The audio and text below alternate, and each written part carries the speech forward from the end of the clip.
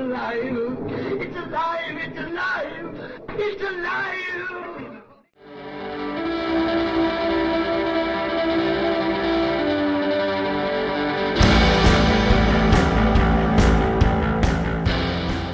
Hello and welcome to Alive After Reading. I'm Tim Niederriter, your host, and today I'm the only guest this show needs because this is episode 159, and it's just named Tim Niederriter, as you may have noticed. Because, for a variety of reasons, there's been scheduling issues, but mostly, I just wanted to talk to you people as myself, you listeners, loyal fans and friends of the show. So, hi folks.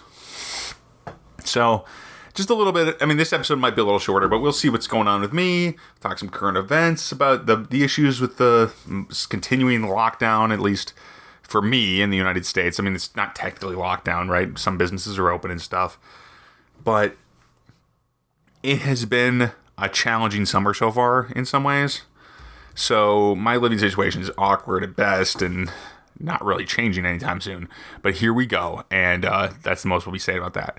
The thing about being stuck in a southern Minnesota house when it's 100 degrees, feels like 100 degrees outside is, well, it's not always comfortable. Can't go anywhere really. Nowhere to go. At least not without a mask on. So here we go. This is, that's pretty much where I'm at with current events. It's not good, man. It's, people, whatever.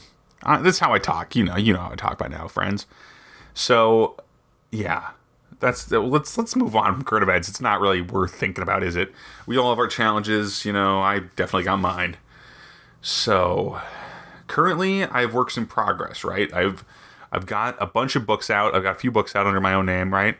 I've got Orphan Mage, which is the most recent release, but it's actually the oldest book I've ever released because I wrote it back when I was in college. I was 19 when I wrote it, and I really like that book, but it is now itching for a sequel, so that's where I'm at right now with that. There is this big need for me to produce a sequel, believe it or not, because to a lot of my books, I've got 10 Liars, kind of needs a sequel.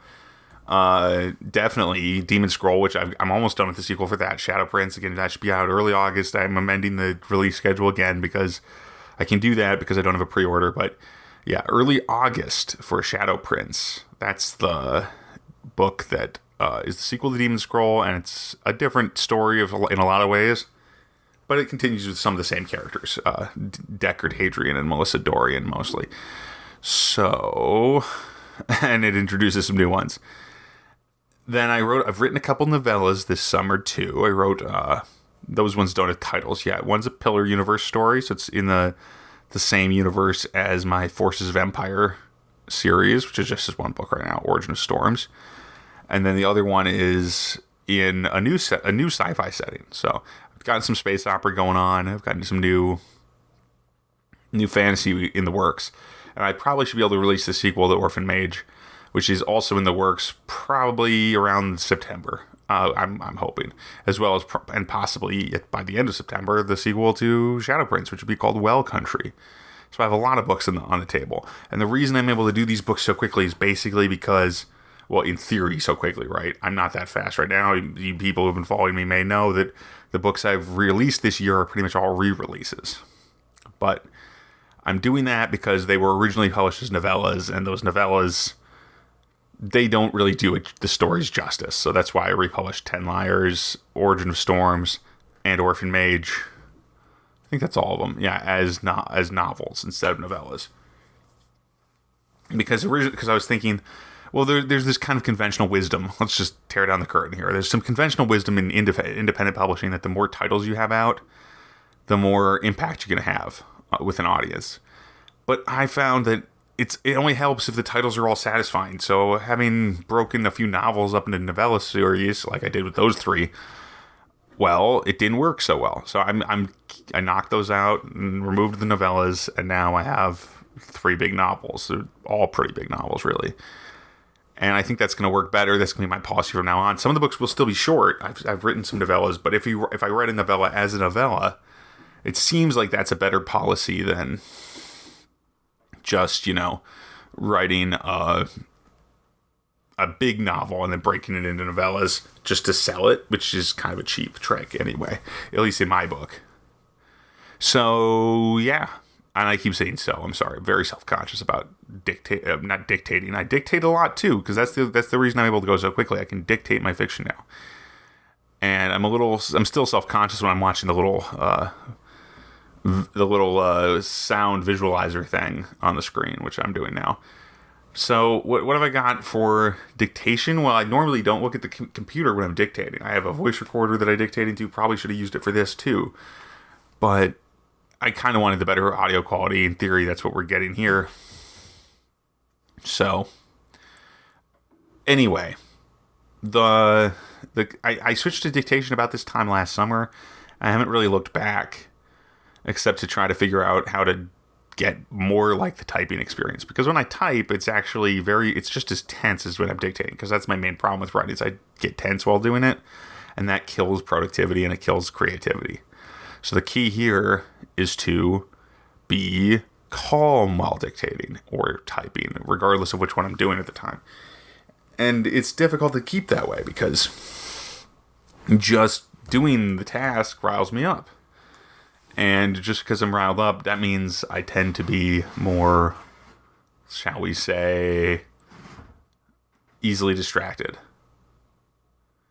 And that is an issue. So once I get distracted, I can lose the thread of the entire story, and that it all gets crazy. So basically, that's challenging, but it's also, the thing about dictation is it's much, much faster than typing for me, because I don't type very quickly. I know some people can type 100 words a minute. I can't. I can dictate about that much, but I can only type about 30 words a minute. And that's on a good hour.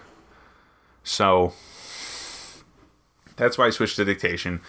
And it's taken me a long time to figure out how to clean my process up and make it quality again. I mean, I think it's a long time, a whole year more or less, to make it really quality, since I released Demon Scroll, which I dictated, and got some feedback that it needed some editing. So I've edited it again, and it's out again.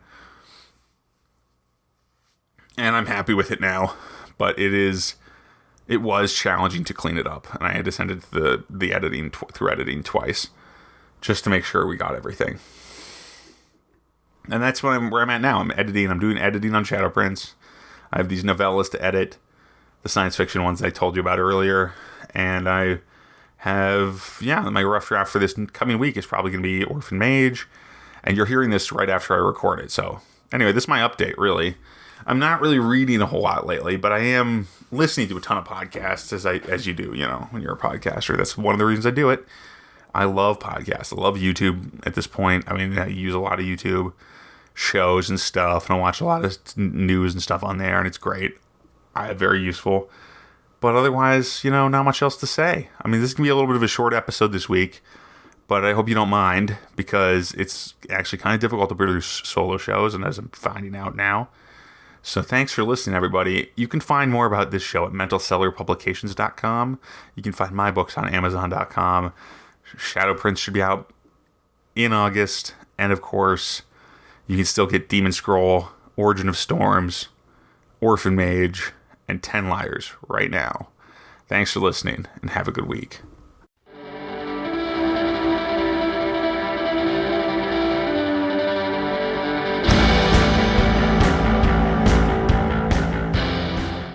That tears it.